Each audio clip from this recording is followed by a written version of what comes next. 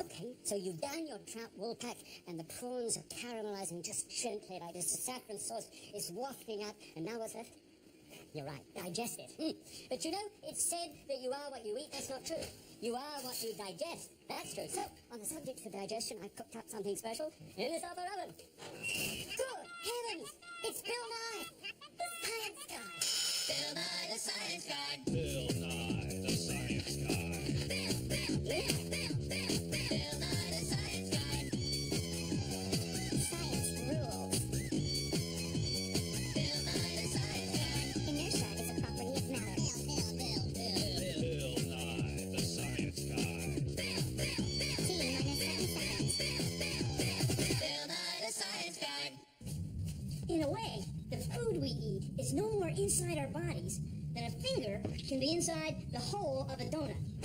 See, our bodies are like a donut, or like a string of donuts that runs from our mouths all the way through the middle of our bodies and ends up, well, in the end. Eating is amazing because our body is like an engine that runs on fuel, chemicals.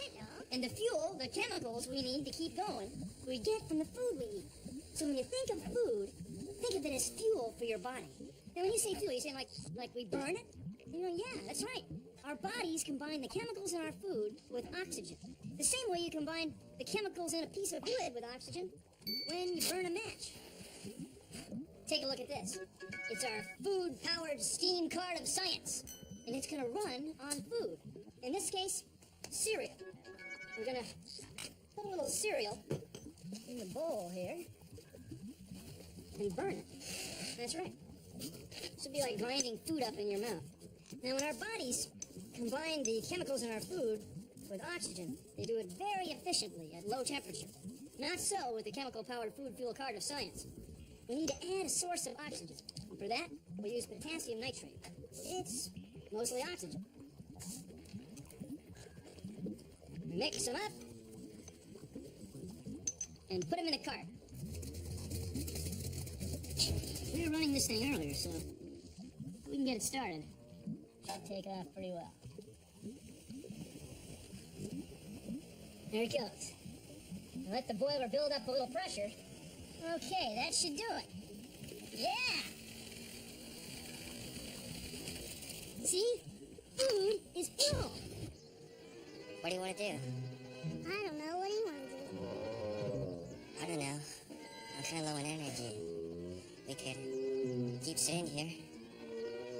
Okay. Attention all units. Attention all units. Code orange. 2 kids. Low on energy. Corner of Kyman by Lori. Respond immediately. Over. Let's roll.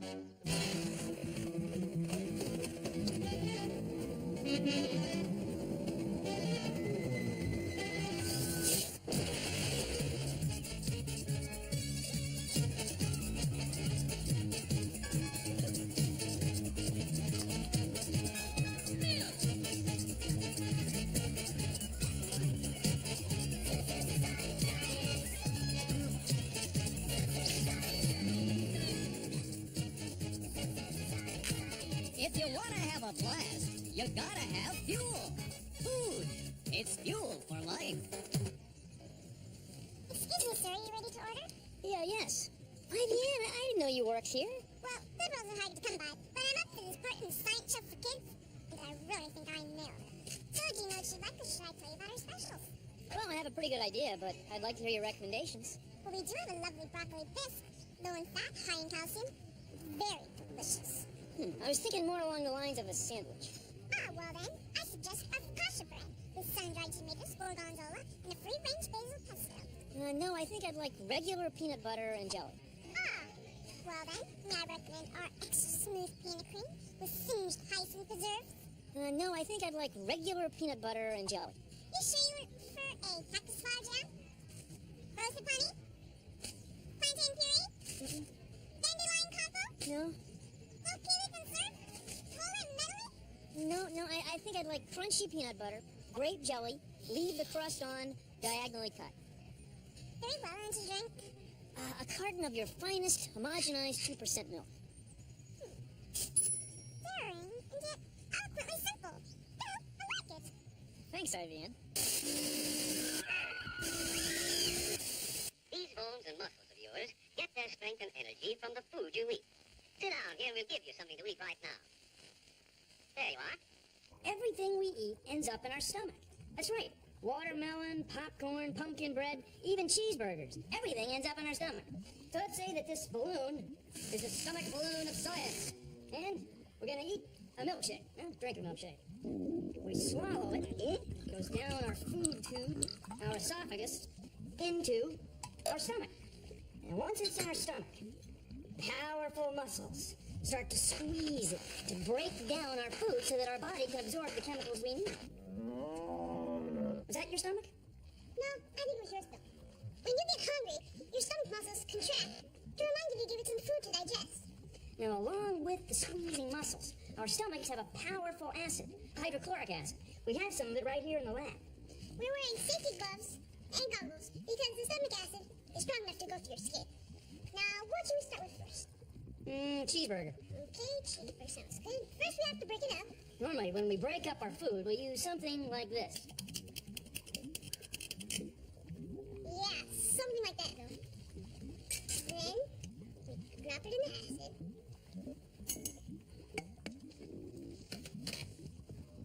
Wait a minute. Nothing's happening. See, it takes hours and hours for the acid in our stomach to break down our food. Now, in this beaker, we have a piece of cheeseburger and some of the same acid. We put it in there last night. Now it's this purplish mess. And it took hours. But listen, the acid in our stomach is very powerful. Take a look. May I use your tongues? Okay. This is ordinary aluminum foil, and I'm going to put it in some hydrochloric acid, the same acid we have in our stomach. Now, stick with me. It takes a minute. There it goes. Now, that's what happens to food in your stomach after you eat it. That's right. So why doesn't acid eat our stomachs? Well, our stomachs are lined with this stuff called mucus. Mucus protects our stomach walls from the acid inside. Plus, you grow a brand new stomach lining every 3 days. But every once in a while, you get what's called an ulcer. Ask your parents about ulcers.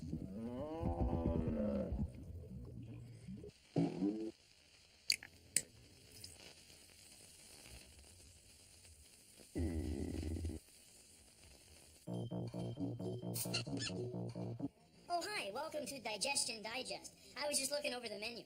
There's so many different kinds of things that we can eat. You know, we eat about 1 kilogram of food every day, and we drink about 3 liters of water every day. We can eat everything, all the way from broccoli to chicken to eggplant to chocolate mousse. And we get nutrients from all these different kinds of foods. Now, it all starts right here, when we look at food and when we smell it. That's right. We take the food in our mouth, and our mouth starts to water, starts to salivate. And we use our teeth and our tongue to grind it up. And then we swallow. It goes down our food tube, our esophagus, into our stomach. From there, it gets broken down some more by acid and squeezing of our stomach. Then it goes into our small intestine. And that's where enzymes, special chemicals that we have, absorb all the chemicals that we need from our food. Then from the small intestine, it goes into the large intestine, and from there, well, it's on its way. Now, when we say small intestine, you know, it's really not that small. For an adult, for a person like me, small intestine is about 7 meters long. Now, if you're a kid, it's about 4 meters long. Still, it's pretty doggone long. And then the large intestine, well, it's somewhat bigger around than the small intestine, and it's about 2 meters long. So the whole trip is like 10 meters. It can take anywhere from 12 hours to 2 days for the food that we eat to work its way all the way through our bodies to the end. Yeah, that's a lot of information. It's a lot of food. It's a lot to digest. Well, thanks for joining us on Digestion Digest.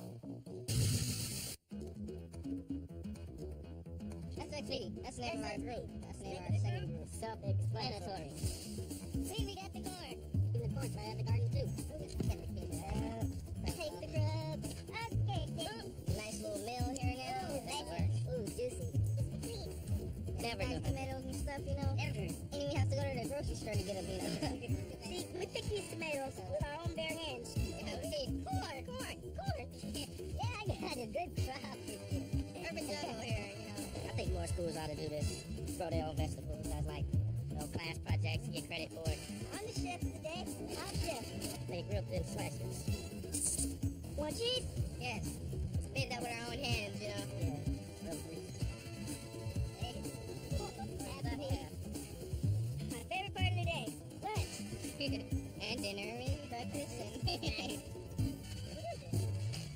Jalapeno. Tastes great. Let's do it. That's what I call a burger. Hello! It's a long trip to your digestive system. So if you think of your digestive system as a tube, you can see why scientists don't really consider food to be inside your body. What would happen if you ate grapes upside down? Would they go up your throat into your stomach? Try this for yourself at home. Lucky for us, the food we eat doesn't fall from our mouth to our stomach. It's actually pushed along by muscles in our throat. That's called peristalsis. And that's why astronauts are able to eat and digest food in space where there is no gravity. Far out!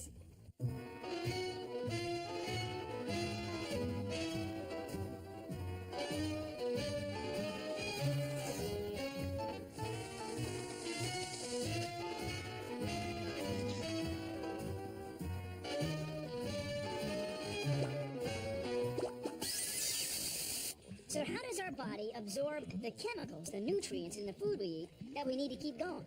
Well, it all starts with chyme. No, not chyme. Chyme! Chyme is the goopy, soupy stuff that we make in our stomachs and squeeze that our body digests. See, it's a lot easier for our body to move chyme around than it would be, say, for whole burgers or a plate of fries. Now, digestion begins in the mouth. Now, what's in your mouth? That's right, saliva. Most of us make about 1 liter of saliva every day. That's a lot of spit. So, let's have something to eat, shall we? We'll have a burger, a few fries. And we'll put them in the mouth-o-matic. Now, for saliva today, we're going to use a chocolate shake. That's good. Yep, now we got to chew it up. So energize the old mouth-o-matic. Now, when there's food in your mouth and you're chewing, you often use your tongue to move it around. Same way cooks use a spatula. Move food in a blender. Yeah, the old mouth-o-matic's chewing away. That ought to do it. Now we'll take the food in our mouths. This is going to be the chyme. And the food works its way down our esophagus, our food tubes. Then a valve over our stomach opens, and the food gets in our stomach, where we squeeze and mix it with acid. Then when it's chyme, the pyloric valve opens. What? The pyloric valve, it opens and lets food pass from our stomach into our small intestine. Our small intestine absorbs the chemicals in our food much the same way a towel soaks up water. After the small intestine, it goes into the large intestine, and then, well, it's on its way. See, the whole process starts with chyme. Chyme is on your side.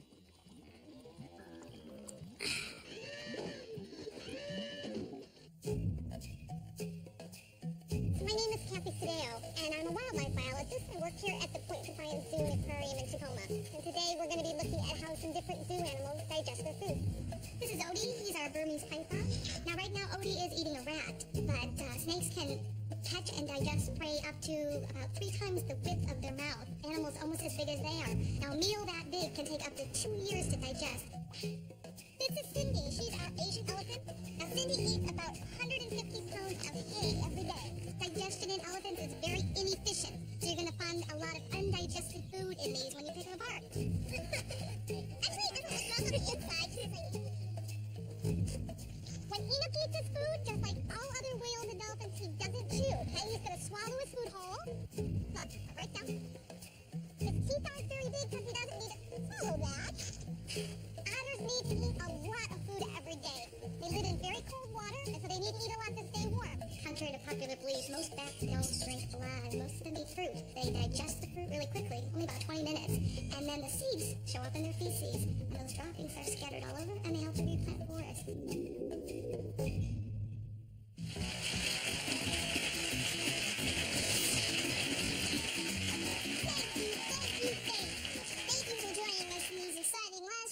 Of the food pyramid. So far, player 1 is in the lead with 3 servings of milk, yogurt, and cheese, but player 2 is not far behind with 5 servings of bread and 1 fruit. Player 1, please go ahead. Okay, Johnny. I'll take beans for 300 calories, please.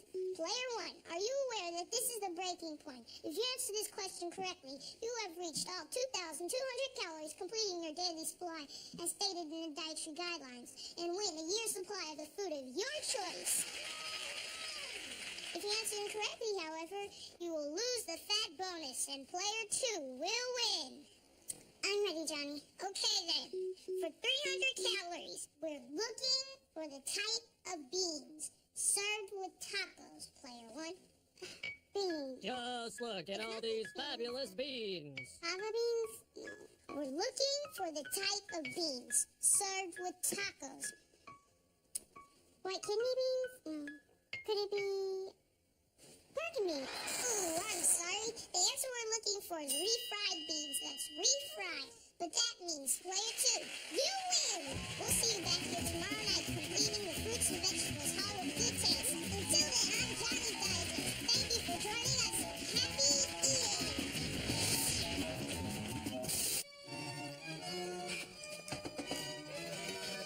So, what is waste anyway? Well, basically, it's what's left over after your body has squeezed and extracted all the nutrients it can from the food you eat. It's very natural. It's the last step in the digestion process.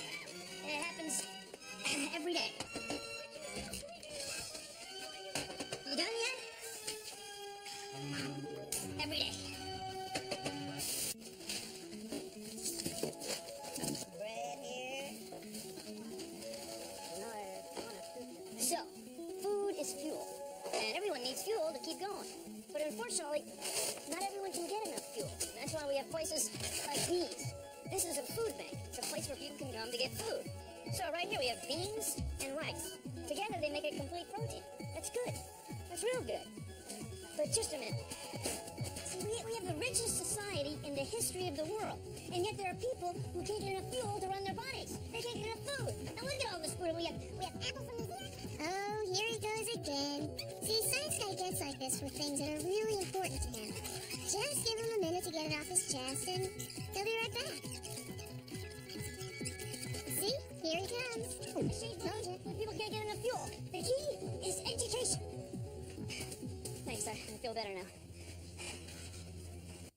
All right, this is the human digestive system. Food goes in our mouth. Then our teeth grind it and mash it up. That helps break the food down so our body can get access to the nutrients. Then it travels to our stomach, where it's mixed with hydrochloric acid to help break it down even more. Then into the small intestine, a very long tube where the food winds through over 7 meters of wrinkles and bends as our body absorbs and digests it. Next stop, the large intestine. That's the colon. It's where the stuff that can't be digested, the waste products, are dried so they can be shipped out of there. The end of the line.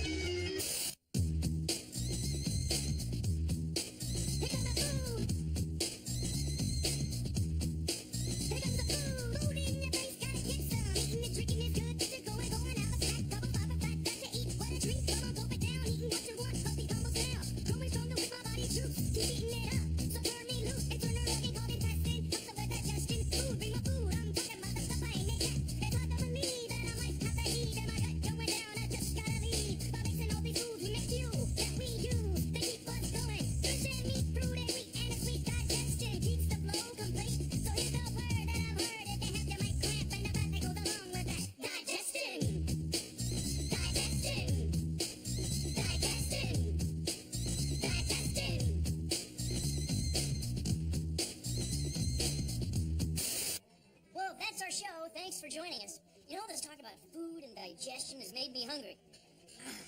Well, over the teeth, over the gums, down the esophagus, through the stomach, the small intestine, large intestine. Look out, here it comes. I cracked myself up. See ya. Produced in association with the National Science Foundation.